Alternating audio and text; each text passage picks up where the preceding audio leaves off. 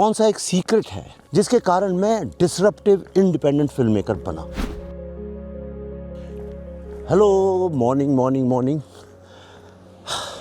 देख रहे हैं हाउ ब्यूटीफुल इट इज़।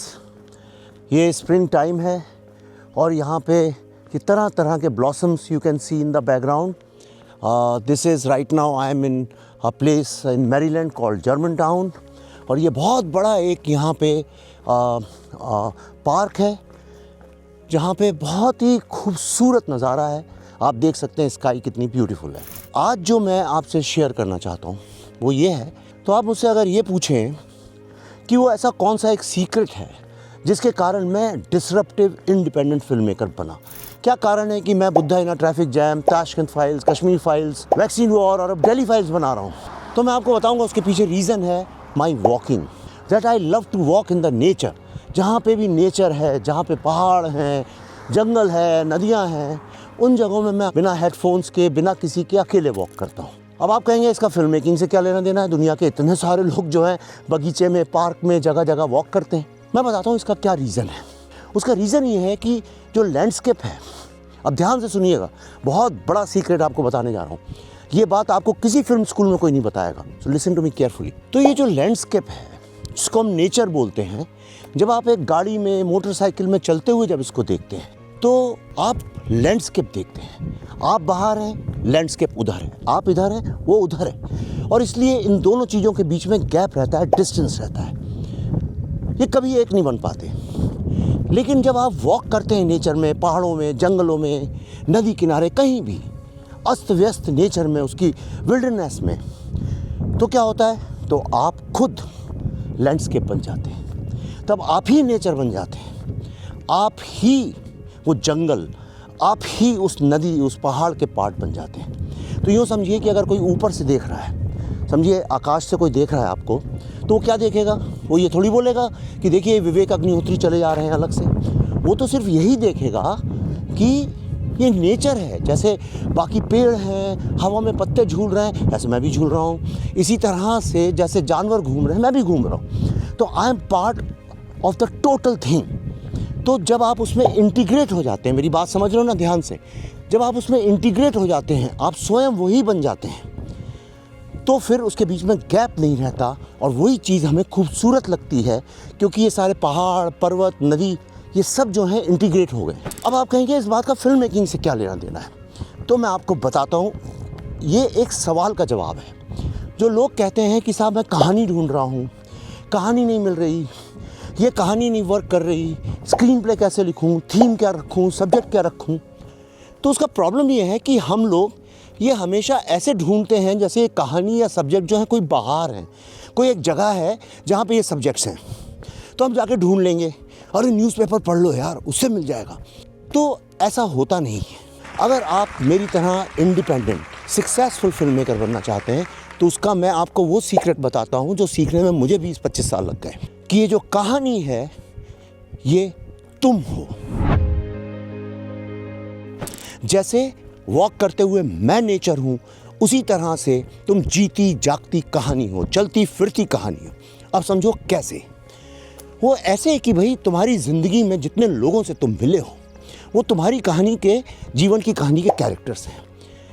तुम्हारी ज़िंदगी में जो भी दिक्कतें आई हैं, खुशी आई है, समस्या आई है, केओस आई है, कॉन्फ्लिक्ट्स हुए हैं, दिल टूटा है, वो सब चीज़ें तुम्हारी फिल्म के इमोशंस हैं, वो तुम्हारी फिल्म का ड्रामा है, क्योंकि वो सिर्फ तुम्हारी ज़िंदगी में हुआ है। दिल तो सबके टूटते हैं, राइट? लेकिन तुम्हारे तरह से किसी और का दिल नहीं टूटता, क्योंकि वो सिर्फ तुम्हारी तरह से टूटा है। तो जब तुम अपनी कहानी ज़िंदगी की उसमें से एलिमेंट्स उठाते हो, उसमें से चीज़ें उठाते हो, तब तुम एक यूनिक स्टोरी बन जाते हो। अच्छा, अब दूसरी बात यह है कि आप कहेंगे साहब ठीक है कहानी तो हो गई, लेकिन अब इसके लिए एक हीरो की भी तो ज़रूरत है। तो प्रोटैगनिस्ट कौन है मेरी फिल्म का? प्रोटैगनिस्ट मतलब जो आपकी कहानी को आगे ले जाता है, जिसके पॉइंट ऑफ व्यू से कहानी है। तो अब बताओ तुम्हारी ज़िंदगी की कहानी किसके पॉइंट ऑफ व्यू से होनी चाहिए? तुम्हारे पॉइंट ऑफ व्यू से। तुम हो अपनी कहानी के हीरो।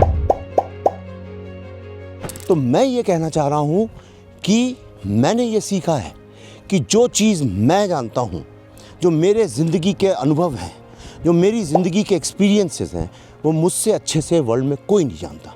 और अपनी ज़िंदगी की कहानी, इसका मतलब ये नहीं कि मैं बायोपिक लिखने लगूँ, ये बिल्कुल गलत फहमी में न जाइएगा आप। ये मैं अपने माँ बाप की कहानी नहीं सुना रहा हूँ, लेकिन जो मैंने देखा है दुनिया को, जो मेरा पर्सपेक्टिव है, जो मेरा नज़रिया है, जैसे मैंने समझा किया है, जैसे मैंने एक्सपीरियंस किया है, जो इमोशंस मैंने फील किए हैं, उनको मैं अलग पात्रों के ज़रिए उसमें डालता हूँ। तो इस कहानी के हीरो तुम हो। ये कहानी तुम ही कह सकते हो, तुमसे अच्छे से कोई नहीं कह सकता। जैसे मेरी फिल्में सोशल पॉलिटिकल होती हैं, तो उसमें जो मैं बचपन से इस सोसाइटी के बारे में क्या सोचता आया हूँ, मेरी क्या प्रतिक्रिया है, मैं उनको डालता हूँ। फॉर एग्ज़ाम्पल, कश्मीर फाइल्स जब मैंने बनाई थी, तो मुझे ये लगता था कि जो कम्युनल वायलेंस है, जो फंडामेंटलिस्ट लोग जो रिलीजन के नाम पे वायलेंस करते हैं, उसका नतीजा क्या होता है, ये मैंने दिखाने की कोशिश की थी। तो अब जब मैं डेली फाइल्स बना रहा हूँ, तो डेली फाइल्स में मेरा सोच ये था कि भाई जिस कारण से हमारा पार्टीशन हुआ, जिस कारण से लाखों लोग मरे, जिसके कारण से भारत पाकिस्तान अलग अलग हो गए और आज तक वो दर्द है, तो वो जो कम्युनल वायलेंस थी, जो रिलीजियस वायलेंस थी, जिसकी वजह से हम अलग हुए, वो आज आज़ादी के 80 साल बाद भी क्यों चल रही है। ये मेरी एक कोर भावना थी। क्यों नहीं हम भारतीय पहले हैं, बाद में कुछ और हैं। जो भी भारत की भूमि में रहता है वो भारतीय होना चाहिए, ये मेरी लॉजिक है। लेकिन अब इसका मतलब ये तो नहीं है कि जो मैं हूँ एक फिल्म मेकर है और वो ऐसा सोच रहा है। तो मैंने, अब आप देखेंगे डेली फाइल्स तो आपको समझ में आएगा। कश्मीर फाइल्स में आपने अगर कृष्णा पंडित का कैरेक्टर देखा हो, तो मेरी ही आवाज़ है, मैं ही हूँ वो हीरो। तो मैं पर्सनलाइज फिल्म बनाता हूँ, और मैं इसलिए पर्सनलाइज फिल्म बनाता हूँ क्योंकि ये कहानी मेरे अलावा कोई कह नहीं सकता। मेरा जो इंडिया को लेके पर्सपेक्टिव है, जो मेरा कम्युनल वायलेंस को लेके पर्सपेक्टिव है, वो सिर्फ मेरा है, यूनिक है, वो और किसी के पास नहीं है।